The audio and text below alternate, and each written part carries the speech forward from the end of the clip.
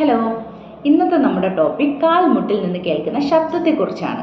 അതായത് ചെറുപ്പക്കാരാവട്ടെ അല്ലെങ്കിൽ പ്രായമുള്ളവരാവട്ടെ, ഉന്നയിച്ച് എഴുന്നേൽക്കുമ്പോൾ അല്ലെങ്കിൽ നടക്കുമ്പോൾ സ്റ്റെപ്പ് കയറുമ്പോഴൊക്കെ കാൽമുട്ടിൽ നിന്ന് ശബ്ദം കേൾക്കുന്നുണ്ടോ? അങ്ങനെ കേട്ട് കഴിഞ്ഞാൽ ഉടൻ എന്ത് ചെയ്യും? ഫോൺ എടുക്കുന്നു, നെറ്റിൽ സെർച്ച് ചെയ്യും. എന്താണ് ഇതിൻ്റെ റീസൺ എന്ന് നോക്കും. ഗൂഗിൾ സെർച്ച് നമുക്കൊരു വലിയ ലിസ്റ്റ് തന്നെ തരും. മെനിസ്കസ് ഇഞ്ചുറി, തേയ്മാനം, ലിഗമെന്റ് ഇഞ്ചുറി, ആർത്രൈറ്റിസ്, അങ്ങനെ ആ ലിസ്റ്റ് നീണ്ടുപോകും.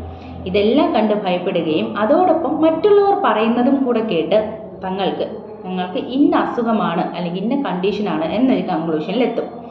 എന്നാൽ എന്താണ് ഈ മുട്ടിൽ നിന്ന് കേൾക്കുന്ന ശബ്ദം? യഥാർത്ഥത്തിൽ ഈ മുട്ടിൽ നിന്ന് കേൾക്കുന്ന ശബ്ദം പ്രശ്നമുള്ളതാണോ? മുട്ടിൽ നിന്ന് കേൾക്കുന്ന ശബ്ദം തികച്ചും നോർമലാണ്. അത് എന്തൊക്കെ കൊണ്ടാണ് വരുന്നത്? പ്രധാനമായും 2 റീസൺസ് ആണ് ഉള്ളത്. ഒന്ന്, മുട്ട് മൂവ് ചെയ്യുമ്പോൾ അല്ലെങ്കിൽ നീ ജോയിൻറ്റിന് മൂവ്മെൻറ്റ് സംഭവിക്കുമ്പോൾ അതിനുള്ളിലുള്ള ലിഗമെന്റ്, ടെൻഡൻ അല്ലെങ്കിൽ ഫ്ലൂയിഡ് ഷിഫ്റ്റ് കാരണമാണ് ആ ശബ്ദം കേൾക്കുന്നത്. ഇനി സെക്കൻഡ് റീസൺ എന്ന് പറയുന്നത് നീ ജോയിൻറ്റിനുള്ളിലുള്ള ഗ്യാസ് ബബിൾ പോപ്പപ്പ് ആവുന്നത് കൊണ്ട്. മുട്ടിനുള്ളിൽ നമ്മളിപ്പോൾ നക്കിൾസൊക്കെ ക്രാക്ക് ചെയ്യുമ്പോൾ ശബ്ദം കേൾക്കില്ലേ? സെയിം അതുപോലെ തന്നെ മുട്ടിനുള്ളിലുള്ള ഗ്യാസ് ബബിൾ പൊട്ടുമ്പോൾ കേൾക്കുന്ന ശബ്ദമാണത്. ഇങ്ങനെ ഉണ്ടാവുന്ന ശബ്ദം തികച്ചും നോർമലാണ്, ഹാംലെസ് ആണ്, അതൊരു പ്രശ്നമുള്ളതല്ല. ഇനി എപ്പോഴാണ് ഈ ശബ്ദം പ്രശ്നമുള്ളതാവുന്നത്?